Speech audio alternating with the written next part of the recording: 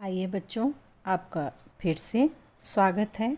और आज हम सर्वसमीका a plus B whole square बराबर A square plus 2ab plus B square के आधार पर सवालों को हल करेंगे। आइए बच्चों, कुछ हम इस सर्वसमीका के आधार पर कुछ सवालों को हल कर लेते हैं। जैसे आपके पुस्तक में दिया हुआ है a plus B whole square बराबर A square plus 2ab plus B square के सर्वसमीका का प्रयोग करना है। और मैं इसमें आपको ये 5वें नंबर के सवाल को करके दिखाती हूँ। तो ये हो गया हमारा 2y प्लस जेड स्क्वायर, यानी एक भुजा 2y है और दूसरी z है। जैसे पहले में एक भुजा a है और दूसरी b है, ठीक है। तो a की जगह अब हम क्या करेंगे, 2y लिखेंगे और इसको क्योंकि स्क्वायर करना है और 2 अंकों का है तो हम ब्रैकेट में लिखकर स्क्वायर कर देंगे। प्लस 2 ab के लिए हम लिखेंगे 2 गुणा, और a का गुणा होना है यानी कि 2y का गुणा होना है, b का गुणा होना है, b की जगह पर z है तो z का गुणा होना है, फिर प्लस, और b की जगह अब हम z को स्क्वायर में लिख देंगे क्योंकि z का गुणा 2 बार होना है, ठीक है। अब इसको जब हम हल करते हैं तो हम क्या देख रहे हैं कि हम 2y को जब हम 2 बार गुणा कर रहे हैं, स्क्वायर को इसको खोल रहे हैं तो ऐसे लिखेंगे। और प्लस आप यहाँ पर क्या कीजिए, नंबर का पहाड़ा पढ़ दीजिए। 2 दूनी 4 हो जाएगा और y और z के गुणा को हम yz लिखते हैं। प्लस z का हम अगर खोलेंगे भी तो z गुणा z होगा, तो हम स्क्वायर ही रहने देते हैं। अब इसमें भी देखिए, आपका नंबर से नंबर को गुणा कर दीजिए। 2 दूनी 4 और y का y से हो गया तो आपका हो गया 4y square plus 4yz plus z square. अब ये आपका आंसर हो गया। तो आप लोग इसी तरीके से हल करेंगे। बस ध्यान देंगे कि a की जगह इसकी पहले जो भी संख्या दी गई है और b की जगह उसकी दूसरी संख्या को रखेंगे। फॉर्मूला सेम टू सेम यही आपका सेट होगा, ठीक है बच्चों। हम अब 7वें प्रश्न को देख लेते हैं। इसमें कहा जा रहा है आपसे, एक बाग में x प्लस 2y पंक्तियां हैं। यानी अगर आप बाग बनाइए तो आपकी जो भी पंक्तियां हैं, ये पंक्तियां आपकी कितनी हैं, x प्लस 2y हैं। प्रत्येक पंक्ति में x प्लस 2y पेड़ लगे हैं। जैसे मैंने ये 5 पंक्ति बनाई तो प्रत्येक पंक्ति में कितने पेड़ लगे हुए हैं, यही 5 पेड़, 5 पेड़ एक एक पंक्ति में लगे हैं। तो इसका मतलब हो गया x प्लस 2y आपके पेड़ भी लगे हैं। अब आप ध्यान दीजिए कि इसकी ये भुजा और ये भुजा बराबर है, इसका मतलब अगले भी 2 भुजाएं बराबर होंगी। तो ये क्या बन गया, एक वर्ग बन गया। और वर्ग का क्षेत्रफल हम कैसे निकालते हैं, भुजा का स्क्वायर करते हैं, जैसे कि अभी हमने बताया, ठीक है। तो उसी तरीके से अब हम इस क्यारी और पंक्ति का जब निकालेंगे तो इसमें हमसे ये पूछा जा रहा है कि बाग में कुल कितने पेड़ हैं। प्रश्न बनाया जा रहा है कि क्षेत्रफल नहीं निकालने को कहा जा रहा है, कुल कितने पेड़ हैं।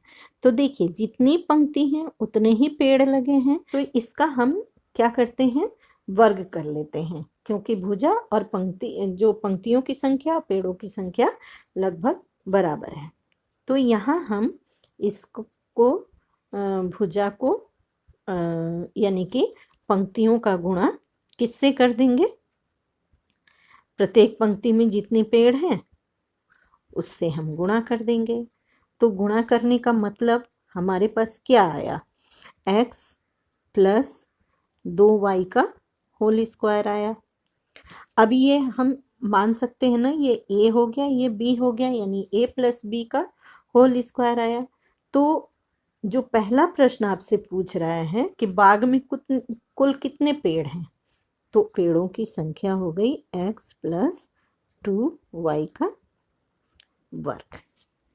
तो ये a plus B whole square के बराबर आ गया। अब इसको जब हम तोड़ेंगे तो हम क्या पाएंगे कि ये एक्स स्क्वायर हो जाएगा, यानी ए स्क्वायर प्लस 2ab, इसका मतलब 2 का गुणा a से गुणा b से और प्लस बी स्क्वायर आएगा आपका।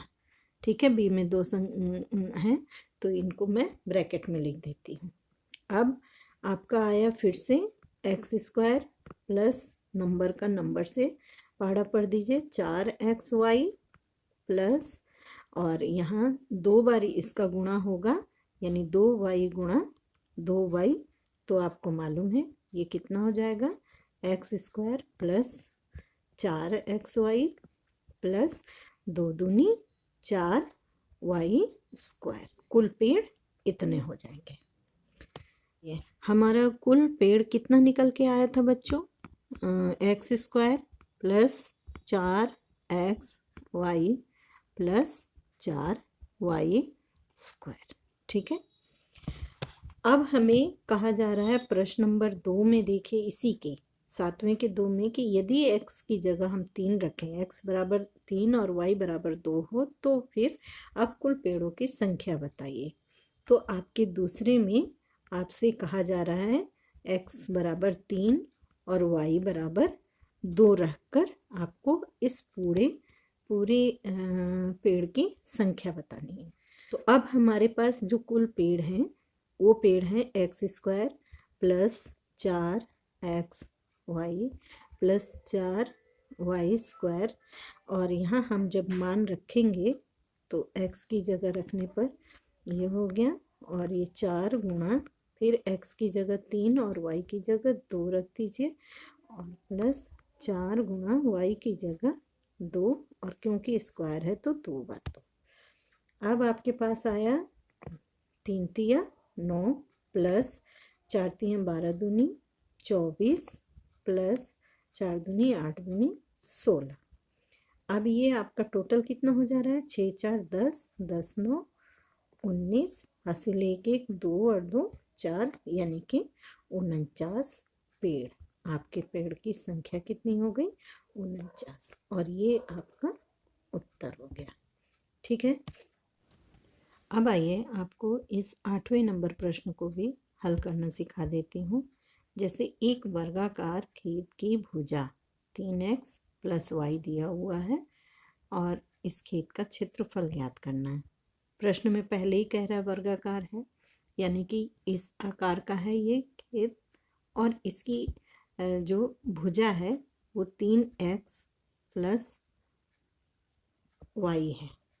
तो इसका मतलब वर्गाकार का मतलब ये भी 3x प्लस y होगा, सभी भुजाएं बराबर होंगी। तो इसका खेत का क्षेत्रफल क्या हो जाएगा, हम लिख देंगे यहाँ पर वर्गाकार खेत का क्षेत्रफल बराबर, ब्रैकेट के अंदर हो जाएगा हमारा 3x प्लस y, एक भुजा है तो इसका भुजा का भुजा गुणा करेंगे तो ये स्क्वायर में निकलेगा। अब इसे आप हल कैसे करेंगे, यहाँ भी आपका a स्क्वायर यानी कि 3x और इसका हो जाएगा स्क्वायर प्लस 2ab यानी 2 गुणा a है 3x गुणा b है y प्लस b स्क्वायर यानी कि y स्क्वायर। अब आपका हो गया 3x गुणा 3x प्लस नंबर से नंबर का कर दीजिए, 2 3 6x y plus y square. अब अगली लाइन में आप जब इसको हल करेंगे तो 3 तिया 9x स्क्वायर हो गया plus 6x y plus y square, यानी कि आपका मीटर स्क्वायर में आंसर आ गया। ये आपका बच्चों खेत का क्षेत्रफल निकला। बच्चों आशा है अब आप लोगों को समझ आ गया होगा, उसका सत्यापन भी, उसका ज्यामितीय निरूपण भी और उस पर आधारित प्रश्नों को भी हल करना।